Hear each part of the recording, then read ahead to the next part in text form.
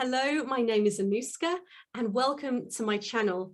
So did you know it's International Coaching Week this week? And so this video is all about the 8 reasons I believe it's very hard to train your own voice, and why if you actually seriously want to create change and lasting change, you need to work with a coach privately.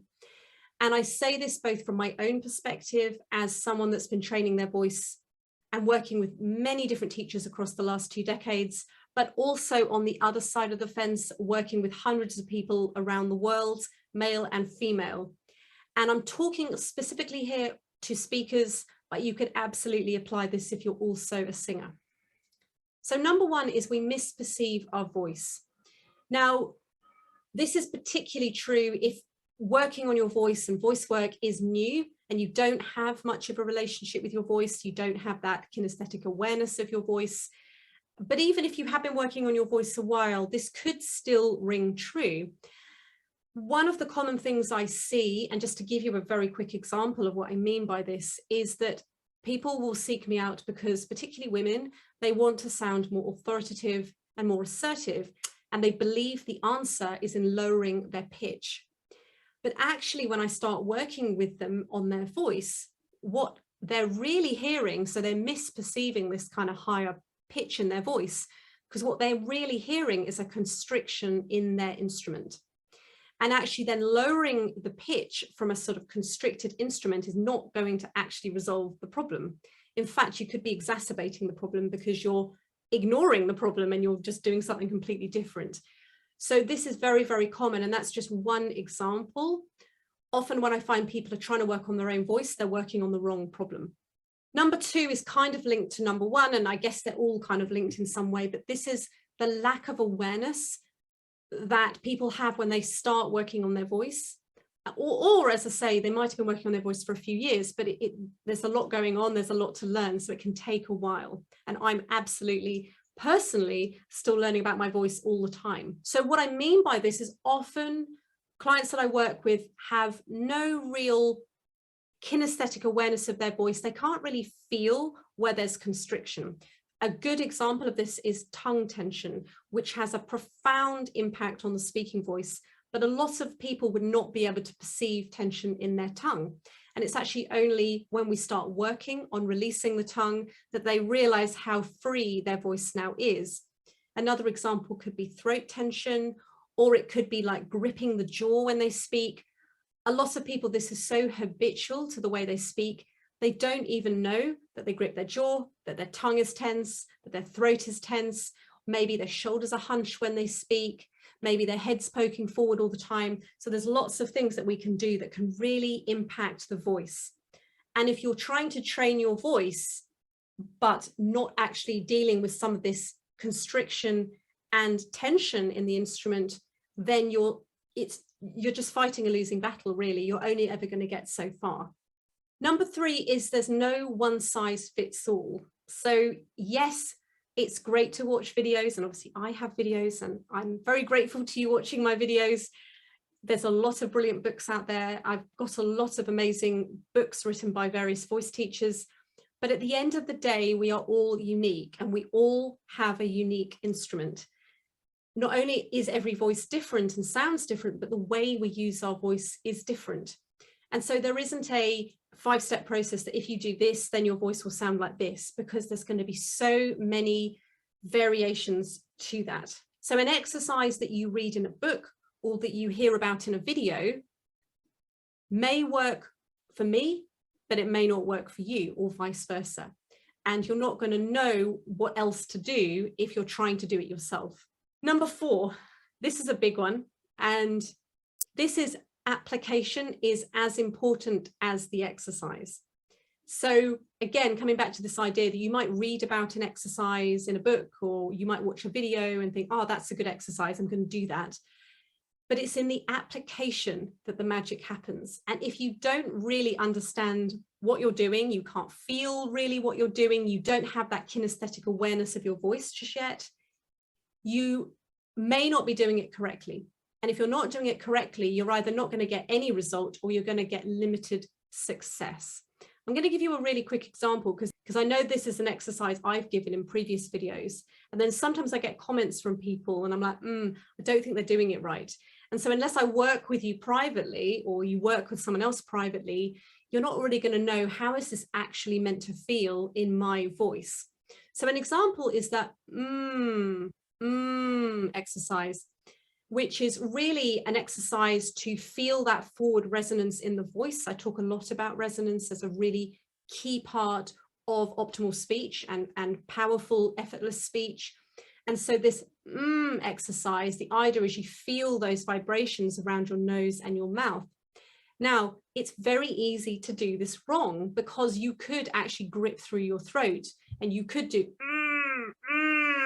You've still got a similar kind of sound, but if you don't have that awareness, you may not even feel that the sound is actually being pulled back into your throat and you're actually gripping through your throat and potentially your tongue and and other things as well. So that's a really, really quick example of this. And it's a very, very common exercise that you might read in a book, particularly for speech. But it's, as I say, it's certainly an exercise I've given before in one of my videos. So again, it seems like a simple exercise, but it has to be done correctly. Number 5. And again, these are all interrelated, but I'm trying to separate them just to make it more simple to follow. So number 5 is there are so many factors to the voice. And I talk about this a lot, that the voice is a full body instrument. And again, it's like when we're learning anything new, we've got lots of plates in the air, we're trying to remember lots of things, but even we've got to know that they're things to remember in the first place. So that's the first point. Do we even know that we need lots of plates in the air? And then it's how can we keep them in the air? So with the voice, I mean, very simply, we're looking at posture, we're looking at breath, we're looking at articulation, and we're looking at resonance. And there are 4 key areas to a healthy, powerful, effortless voice. Now, within those 4 areas, there's a lot, and you could do like a week's worth of videos on each one. So there's a lot going on, and you really need someone that understands what they're looking at and listening for in your voice to help you narrow in on what are the areas that you need to be focusing on. Because you may find that your posture is pretty good, but you may find, for example, that you grip your jaw or your tongue is tense or your chest is tight or you don't breathe deeply enough. So it's going to vary from person to person. And there's just so much going on that it's very, very hard to just give someone an exercise, in a book or from a video, and that they're going to know automatically how to apply all of this in their own voice. Number 6. So number 6 is the ego resists change. And I talk about this a lot in my videos, that the mind drives the voice, and the ego is all about keeping us in the status quo. It does not want us to change. So when we decide that we want to start finding more authority or finding more assertiveness or finding more power or finding greater articulation, or we want to slow down our speech, the ego mind, which we all have, is going to resist. And it's going to feed you stories to try and pull you back. And I'll give you an example of this. This is very common in my work. I have a lot of clients that I work with that often have very quiet, soft voices, and they want to find more authority when they're in meetings or presentations. But when we actually start to develop that strength and that power in the voice, they start to freak out a little bit, and they're like, oh, this is starting to sound a little bit too powerful, a little bit too strong. And that's just the ego. The ego doesn't like it, because you've got to remember that your vocal habits have been developed to keep you safe. They are there for a reason.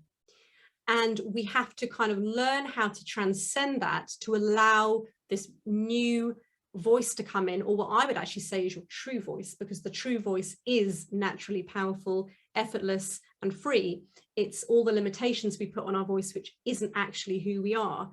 So if we're trying to do this ourselves, it's going to be so hard to not buy into those stories. And that's why a good coach will actually encourage you to keep moving forward and to see those stories for what they are. Which brings me nicely onto number 7, which is a coach will see your potential. This is a big one, because often we underestimate our limits. and we think we can only go to there when actually we could go to here. And I'll talk about this from my own life recently, actually, a couple of examples, one non-voice related and one voice related. So I recently started having PT sessions, and I started doing weightlifting. I know you can tell by my arms I'm doing weightlifting. And it was very, very interesting for me because he was getting me to lift weights that were way outside my comfort zone. And had he not been there, and had he not been encouraging me and supporting me with the technique and making sure that I wasn't going to like do my back in or anything like that, I would never have lifted those weights, because I would have said, that's too heavy, I'm not strong enough and I can't do it. But actually, when I was in the right position, I had the right technique, I was able to lift it. Now, I'm not saying it was easy, it was a challenge, but it wasn't impossible, and it was a good challenge, but I wouldn't have done it on my own. Another example, as I say, I still have voice lessons. I've been working with voice teachers for more than 20 years. Even not that long ago, probably a month ago, my voice teacher noticed something weird I was doing when I was singing, and she said, I know you can sing higher than that. And in my mind, it was like, no, that's the highest level I can sing. She's like, no, I can hear, you can get past that point. And we did a little bit of tweaking with some of the weird stuff that I was doing, more to do with my face actually than my actual larynx. And I was able to go higher. Now, again, had I been on my own, I would have been like, no, that's it. That's all I can do. But a coach can hear your potential. A coach can see your potential, and they are able to be that mirror to you to actually show you what's really possible and to able to really support you and encourage you to go to the next level. And the final one, and these aren't in actually any particular order, I just realized I just wrote them down as I kind of thought of them, is we ignore the feeling.